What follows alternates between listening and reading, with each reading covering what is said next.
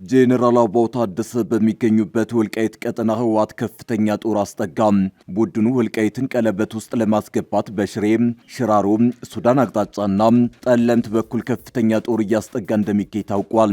በወልቃይት የሚገኙት ጄኔራል አበባው በበኩላቸው የማያዳግም ምላሽ ለመስጠት በተጠንቀቅ ሆነን ተዘጋጅተናል ብለዋል። ጄኔራል ታደሰ ከመቀሌ ለመጀመሪያ ጊዜ ዝምታቸውን ሰብረዋል። በዝርዝር የምንቃኘው ጉዳይ ነው። እንደተፈራው ሊሆን ነው። ከድንበር አካባቢ አስፈሪ መረጃ እየተሰማ ነው። ክስተቱ ከበባ ውስጥ ለገባችው ኢትዮጵያ ካቴናውን የሚያጠብቅ ነው። ጄኔራሉ አምርረዋል። እንደዛቱት 4 ኪሎ ላይ ሊያደርጉት ነው። ከቀናት በፊት ከባህር ዳር በተነሳ ድሮን ተመተው ያለችው ሱዳን በመተማና ኩምሩክ አቅጣጫ ከፍተኛ ጦር ማስጠጋቷን ብሉምበርግ ዘግቧል። በተጨማሪም የድሮንና የጀት ሀሳብ በኢትዮጵያ እያደረገች ነው የተባለ ሲሆን ኢትዮጵያ ላይ የአየር ጥቃት ለመፈጸም እየተዘጋጀች ነው። ሰማዩ የኛ ነው ያለው አየር ኃይሉ ጉዳዩን በዝምታ እየተመለከተው ነው። እንመለስበታለን። የአረብ ኤሚሬቶች መርከብ በሆርሙዝ ሰርጥ በድብቅ ማለፉ ተሰማ። መርከቧ ራዳር አጥፍታ ከኢራን ጥቃት መትረፏን ሮይተርስ ዘግቧል። ኢራን በበኩሏ ሆርሙዝ በኩል የሚያልፉ መርከቦችን የምትቆጣጠርበትና ታክስ የምታስከፍልበት የመንግስት መስሪያ ቤት አቋቁማለች። እናስደምጣችኋለን። የእስራኤልና ሶማሌላንድ ከፍተኛ ዲፕሎማቶች በአዲስ አበባ እየመከሩ መሆኑ ታወቀ።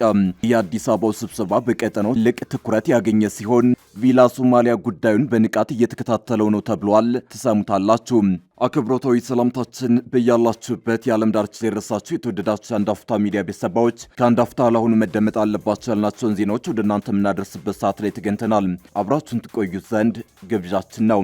በአፍሪካ ትልቁ የንግድ እንቅስቃሴ ባለበት በመሃል መርካቶ ተክለ ሃይማኖት የሱቅ ባለቤት ይሁኑ። መርካቶ ተክለ ሃይማኖት ላይ G+4 ዘመናዊ የገበያ ማዕከል ሰፊ ካሬ አማራጭ ያላቸውን የንግድ ሱቆች ከ11 ካሬ እስከ 32 ካሬ ድረስ ከነገበያው ከ1.8 ሚሊዮን ብር አጠቃላይ ክፍያ ጀምሮ እንዲሁም ከ440 ሺህ ብር ቅድመ ክፍያ ጀምሮ ቀሪውን በአንድ ዓመት ያለምንም ወለድ ከፍለው የሚያጠናቅቁበት የንግድ ሱቆችን ይዘንሎት መተናል። እንዲሁም መኖሪያ አፓርትመንቶችን ለምትፈልጉ ፒያሳ ዩኒቲ ፓርክ ፊት ለፊት ከባለ 1 እስከ ባለ 3 መኝታ አፓርትመንቶችን ይዘንሎት ቀርበናል። ለበለጠ መረጃ ከታች ባለው ስልክ ይደውሉ። ሜሪት ፕሮፐርቲስ። ጄኔራል አበባው ታደሰ በሚገኙበት ወልቃይት ቀጠና ህወሓት ከፍተኛ ጦር አስጠጋም። ቡድኑ ወልቃይትን ቀለበት ውስጥ ለማስገባት በሽሬ፣ ሽራሮ፣ ሱዳን አቅጣጫና ጠለምት በኩል ከፍተኛ ጦር እያስጠጋ እንደሚገኝ ታውቋል። በወልቃይት የሚገኙት ጄኔራል አበባው በበኩላቸው የማያዳግም ምላሽ ለመስጠት በተጠንቀቅ ሆነን ተዘጋጅተናል ብለዋል። ጄኔራል ታደሰ ከመቀሌ ለመጀመሪያ ጊዜ ዝምታቸውን ሰብረዋል። ህወሓት ቀዳሚው ዓላማው በወልቃይት በኩል ውጊያ ለመክፈት ይመስላል። ጽዮን ገብረ ሚካኤልን ባለፈው ማክሰኞ በይፋ ከሾመ በኋላ ግዙፍ ወታደራዊ እንቅስቃሴዎችን በተለይም በወልቃይት በኩል እያደረገ እንደሚገኝ ታውቋል። በትናንትናው ዕለት በሽሬና ሽራሮ ወደ ወልቃይት ሰብሮ የሚገባ ኃይል ማንቀሳቀሱን መዘገባችን የሚታወስ ነው። በተመሳሳይ በዛሬው ዕለት አንድ አፍታ ሚዲያ በደረሰው መረጃ ቡድኑ በዋናነት በወልቃይት 2 አካባቢዎች ላይ ትልልቅ የሚባሉ ወታደራዊ እንቅስቃሴዎችን እያደረገ ነው። አንድ የአንድ አፍታ ሚዲያ ምንጭ በዛሬው ዕለት ተጨማሪ የህወሓት ወታደሮች ወደ ሽሬና ሽራሮ መንቀሳቀሳቸውን ነግረውናል። ታጣቂዎቹ በ3 ተሽከርካሪዎች ተጭነው ወደ ሽሬ መግባታቸውንም ገልጸዋል። በተጨማሪም በአካባቢው ያሉ የህወሓት ወታደራዊ አመራሮች ለታጣቂዎቹ ገለጻ መስጠታቸውንና ስብሰባ እያደረጉ ስለመሆኑ አክለዋል። በተመሳሳይ በሸረሪና አቅጣጫም የህወሓት ወታደሮች እንቅስቃሴ ይታያል። አርሚ 7 በሚንቀሳቀስበት በዚህ አካባቢ ከመቀሌ ከ2 አርሚዎች የተውጣጣ ኃይል አርሚ 7 ወደሚገኝበት የወልቃይት አዋሳኝ ስፍራ ተንቀሳቅሷል። በዚህ ቀጠና ላለፉት ቀናት ወታደራዊ ጉብኝት እያደረጉ የሚገኙት ምክትል ኢታማጆር ሹም ጄኔራል አበባው ታደሰ የማዳግም እርምጃ ለመውሰድ ተዘጋጅተናል ሲሉ በዛሬው ዕለት ተናግረዋል። ጄኔራሉ በምዕራብ እዝ ውስጥ ባሉ ክፍለ ጦሮች ተገኝተው የሰራዊቱን ዝግጁነት በተመለከቱበት ወቅት እንደተናገሩት በህጋዊ መንገድ በህዝብ የተመረጠን መንግስት በአፈሙዝ ለማስወገድና የህዝብን ሰላም ለማደፍረስ የሚደረግ ማናቸውም ሙከራ ሰራዊታችን እያለ አይሳካም። ለህዝብ የሚጠቅም አማራጭ ሐሳብ ያለው ማንኛውም አካል ህጋዊና ሰላማዊ መንገዶችን ተጠቅሞ ምኞቱን ለማሳካት መስራት እንደሚችልና የዘመኑ ብቸኛ አማራጭ ይህ ነው ሲሉ ተደምጠዋል። አክለውም አሁን ባለው ወቅታዊ ሁኔታ እዙ ማንኛውንም የውጭም ሆነ የውስጥ የጸጥታ ስጋቶችን ለመመከት በተሟላ ዝግጁነት ላይ እንደሚገኝ ተናግረዋል። ምዕራብ እዝ ትናንት ሀገርን ባህርን ታድጓል። ዛሬም የሀገር አለኝታነቱን በተግባር እያሳየ ይገኛል ያሉት ጄኔራል አበባው ነገም ማንኛውንም ሉዓላዊነትን የሚነካ ጥቃት የማያዳግም ምላሽ ለመስጠት ዝግጁ የሆነ እዝ መሆኑን ጠቁመዋል። የምዕራብ እዝ ዋና አዛዥ ሜጀር ጄኔራል አማረ ባህታ በበኩላቸው እዙ በማንኛውም ሰዓት የሚሰጠውን ግዳጅ ለመወጣት ከምንጊዜውም በላይ በአስተማማኝ የዝግጁነት ቁመና ላይ እንደሚገኝ ተናግረዋል። ይህ በእንዲህ እንዳለ ከደብረ ጽዮን ሹመት በኋላ ጄኔራል ታደሰ ወረደ ለመጀመሪያ ጊዜ ዝምታቸውን ሰብረዋል። ጄኔራል ታደሰ በጽህፈት ቤታቸው የፌስቡክ ገጽ በወጣው መልእክታቸው ተመርጠናል የሚሉ አካላት ዛሬ በክልሉ ጊዜያዊ አስተዳደር የካቢኔ ስብሰባ አዳራሽ የካቢኔ ስብሰባ መጀመራቸውን ገልጸዋል። የካቢኔ ስብሰባው እየተካሄደ ያለው በጸጥታ አካላት ጥበቃ እየተደረገ መሆኑንም ጠቅሰዋል። እነዚህ አካላት በአመራርነት የተመረጡት ችግሩ በውይይትና የጋራ መግባባት እንዲፈታ የቀረበውን ጥሪ ወደ ጎን በመተው እንደሆነ በማንሳት ወቅሰዋል። ይህ አይነቱ ውይይት ያስፈለገውም ይህ አይነቱን እርምጃ ተከትሎ ሊመጣ የሚችለውን ጉዳትና መዘዝ ለማስቀረት ሲባል መሆኑን አስረድተዋል። የካቢኔ ስብሰባ መጀመሩ የዛሬውን ቀን የቀጣይ አደገኛ መንገድ የተጀመረበት ዕለት እንደሚያደርገው በመግለጽ አሳስበዋል። በዚህ ምክንያት ለሚከተለው መዘዝ ተጠያቂው የጊዜው አስተዳደሩን ስልጣን በጉልበት እየያዘ ያለው ኃይል መሆኑን መግለጽ እፈልጋለሁ ሲሉ አስጠንቅቀዋል። እንደተፈራው ሊሆን ነው። ከድንበር አካባቢ አስፈሪ መረጃ እየተሰማ ነው። ክስተቱ ከበባ ውስጥ ለገባቸው ኢትዮጵያ ካቴናውን የሚያጠብቅ ነው። ጄኔራሉ አምረረዋል። እንደዛቱት 4 ኪሎ ሊያደርጉት ነው። ከቀናት በፊት ከባህር ዳር በተነሳ ድሮን ተመተው ያለችው ሱዳን በመተማና ኩምሩክ አቅጣጫ ከፍተኛ ጦር ማስጠጋቷን ብሉምበርግ ዘግቧል። በተጨማሪም የድሮንና የጀት ሀሳብ በኢትዮጵያ እያደረገች ነው የተባለ ሲሆን ኢትዮጵያ ላይ የአየር ጥቃት ለመፈጸም እየተዘጋጀች ነው። ሰማዩ የኛ ነው ያለው አየር ኃይሉ ጉዳዩን በዝምታ እየተመለከተው ነው። በፖርት ሱዳንና አዲስ አበባ መሃል ያለው ትኩሳት ጨምሯል። የሱዳን አምባሳደርም ከአዲስ አበባ ተጠርተዋል። የሁለቱን ሀገራት ውጥረት እጅግ ያባባሰው ከሰሞኑ ከባህር ዳር የተነሱ ድሮኖች ከካርቱም ጥቃት ፈጽመዋል መባሉ ነው። ያን ተከትሎ ጄኔራል አልቡርሃን የሚመሩት የሱዳን ጦር ኢትዮጵያ ላይ ጥቃት እንደሚፈጽሙ ዝተዋል። አሁን ያቺ አስፈሪ የቁርጥ ቀን የደረሰች ይመስላል። ሱዳን ትሪፖንና ብሉምበርግ በዛሬው ዕለት ባወጡት መረጃ ሱዳን በኢትዮጵያ አየር ጥቃት ለመፈጸም አሳ እያደረገች ነው። እንደ ብሉምበርግ ዘገባ የሱዳን ጦር በኢትዮጵያ ድንበር አቅራቢያ በሚገኘው በብሉ ናይል ግዛት ተጨማሪ ወታደሮችንና የአየር መከላከያ መሳሪያዎችን አሰማርቷል። ሱዳን ትሪፖን በበኩሉ በመተማ በኩል አልፋሽቃ ተብሎ በሚጠራው ስፍራ ጦሩ ኃይሉን እያከማቸ ነው ብሏል።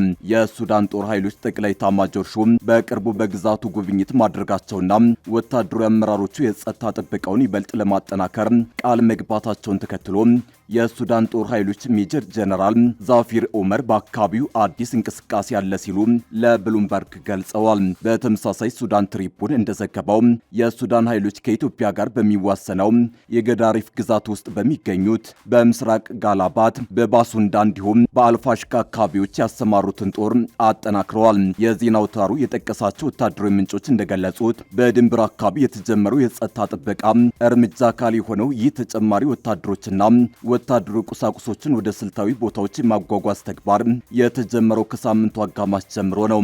ይህ ወታደራዊ ዝግጅት የተጀመረው ሱዳን በካርቱም አውሮፕላን ማረፊያና በሌሎች ስፍራዎች ላይ ለተሰነዘረው የድሮን ጥቃት ኢትዮጵያና የተባበሩት አረብ ኤሚሬቶች እጃቸው አለበት የሚል ክስ ካቀረበች ከጥቂት ቀናት በኋላ ነው። የሱዳን የውጭ ጉዳይ ሚኒስትር ሞሂዲን ሳሌምና የጦር ኃይሉ ቃል አቀባይ አሲም አዋድ አብድ አልዋሃብ በሰጡት የጋራ ጋዜጣዊ መግለጫ በጥቃቱ ጥቅም ላይ የዋሉት ድሮኖች መነሻቸው ከኢትዮጵያ አማራ ክልል መሆኑን የሚያረጋግጥ አስተማማኝ ማስረጃ በካርቱም እጅ እንደሚገኝ ገልጸዋል። ኢትዮጵያ የቀረበባትን ክስ መሰረተ ቢስ ስትል ውድቅ ያደረገች ሲሆን በሱዳን እየተካሄደ ካለው ግጭት ጋር ተያይዞ ከሚሰነዘሩ ቀስቃሽ ንግግሮች እንዲቆጠቡ አሳስባለች። ቀደም ሲል የኢትዮጵያ የውጭ ጉዳይ ሚኒስቴር ባወጣው መግለጫ የቀረበበትን ክስ መሰረተ ቢስ ክስ ብሎታል። መግለጫው በሁለቱ ሀገራት መካከል ታሪካዊና ዘላቂ የወዳጅነት ትስስር መኖሩን በድጋሚ አረጋግጧል። ሚኒስቴሩ አክሎም በሱዳን የእርስ በርስ ጦርነት ውስጥ ያሉ አንዳንድ ተፋላሚዎች የኢትዮጵያን የግዛት አንድነት እየጣሱ መሆኑን በመወንጀል በግጭቱ ውስጥ የህወሓት ቅጥረኞች በሰፊው እየተሳተፉ ነው የሚል ክስ አቅርቧል። ህወሓት በበኩሉ የቀረበበትን ክስ መሰረተ ቢስና ኃላፊነት የጎደለው ሲል አስተባብሏል። ይህ አዲሱ ጥረት በተለይም በሱዳን ጦርነት ውስጥ በብሉ ናይል ግዛት በኩል ድንበር ተሻጋሪ ጣልቃ ገብነቶች አሉ በሚል ለሚነሱ ክሶች ተጨማሪ ስጋት ሆኗል። የአረብ ኤሚሬቶች መርከብ በሆርሙዝ ሰርጥ በድብቅ ማለፉ ተሰማ። መርከቧ ራዳር አጥፍታ ከኢራን ጥቃት መትረፏን ሮይተርስ ዘግቧል። ኢራን በበኩሏ ሆርሙዝ በኩል የሚያልፉ መርከቦችን የምትቆጣጠርበትና ታክሲ የምታስከፍልበት የመንግስት መስሪያ ቤት አቋቁማለች። የተባበሩት አረብ ኤሚሬቶችና የነዳጅ ምርቷን የሚፈልጉ ገዢዎች ድፍድፍ ነዳጅ የጫኑ መርከቦችን የአቅጣጫ ጠቋሚ በማጥፋት በኢራን ጥቃት ሳይፈጸምባቸው በሆርሙዝ ወሽመጥ ማለፋቸውን ሮይተርስ ዘግቧል። ዜና ወኪሉ የኢንዱስትሪ ምንጮችንና የመርከብ ጉዞ መረጃዎችን ዋቢ በማድረግ ያወጣው ዘገባ እንደሚያሳየው አቡዳቢ ናሽናል ኦይል የተሰኘው ኩባንያ በ4 መርከቦች የተጫነ 6 ሚሊዮን በርሜል ድፍድፍ ነዳጅ አጓጉዟል። ጭነቱ ከወሽመጡ ከወጣ በኋላ በ3 መንገዶች ተጓጉዞ ሊሆን እንደሚችል ዘገባው ያስረዳል። የመጀመሪያው አማራጭ ነዳጁ ከአንድ መርከብ ወደ ሌላ መርከብ በማዛወር በኋላ ላይ ወደ ደቡብ ምስራቅ ኤጃ የነዳጅ ማጣሪያ እንዲሄዱ ማድረግ ነው። ሁለተኛው በኦማን ውስጥ እንዲከማቹ ማድረግ ሲሆን ሶስተኛው ደግሞ በቀጥታ ወደ ደቡብ ኮሪያ የነዳጅ ማጣሪያዎች እንዲጓዙ ማድረግ ነው። መርከቦቹ በኢራን ኃይሎች የመታየት እድላቸውን ለመቀነስ ጉዞ የሚያደርጉት የመርከብ መለያ መረጃን የሚያስተላልፉ መሳሪያዎችን አጥፍተው እንደሆነ ዘገባው ጠቅሷል። ኢራን በአሜሪካ ማዕቀብ የተጣለባትን ነዳጇን ለማጓጓዝ የምትጠቀመው ይህንኑ ዘዴ ነው። የኢራን ጦርነት ከተጀመረ ወዲህ የኤሚሬቶቹ ነዳጅ አምራች ኩባንያ በአንድ ቀን ወደ ውጭ የሚልከውን ምርት ብዛት ከ1 ሚሊዮን በርሜል በላይ ቀንሷል።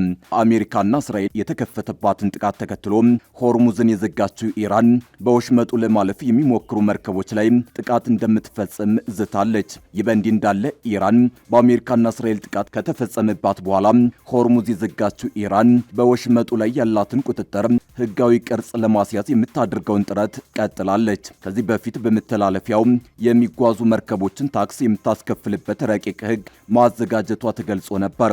አሁን ደግሞ በወሽመጡ የሚደረጉ ጉዞዎችን የሚፈቅድና ክፍያዎችን የሚሰበስብ የመንግስት ኤጀንሲ መቋቋሙን ሎይድስ ሊስት ኢንተለጀንስ የተሰኘው የመርከብ ጉዞ ዳታ ተቋም ማስታወቁን የዜና ወኪሉ አሶሺየትድ ፕሬስ ዘግቧል። የፋርስ ባህረ ሰላጤ ወሽመጥ ባለስልጣን የሚል ስያሜ የተሰጠው ይህ ተቆጣጣሪ መስሪያ ቤት ራሱን በወሽመጡ ለሚደረጉ ጉዞዎች ፍቃድ መስጠት ብቸኛ ስልጣን ያለው አካል አድርጎ ማቅረቡን ኩባንያው ሐሙስ ዕለት ባወጣው መረጃ ገልጿል። እንደ ኩባንያው ገለጻ የኢራን ባለስልጣናት በወሽመጡ ማለፍ በሚፈልጉ መርከቦች የሚሞላ ማመልከቻን የያዘ የኢሜል መልእክት አሰራጭቷል።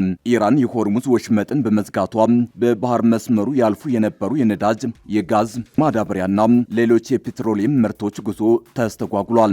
አሜሪካን በምላሹ ወደ ኢራን ወደቦች የሚደረጉ ጉዞዎችን አግዳለች። የአሶሺየትድ ፕሬስ ዘገባ እንደሚያሳየው አዲሱ የኢራን መስሪያ ቤት የሀገሪቱ መንግስት በጦርነት ወቅት መርከቦችን ያሳልፍና ክፍያ ይሰበስብ ለነበረው አሰራር ህጋዊ ቅርጽ የሚሰጥ ነው።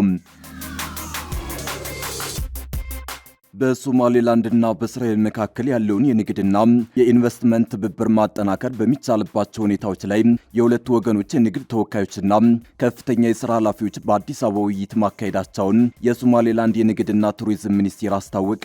ሆረን ዲፕሎማት እንደዘገባው በንግድና ቱሪዝም ሚኒስትሩ አብዱራህማን ሐሰን ኑር የተመራ የሶማሌላንድ ልዑክ ከእስራኤል ንግድና የዲፕሎማቲክ ተወካዮች ጋር ተገናኝቶ መክሯል።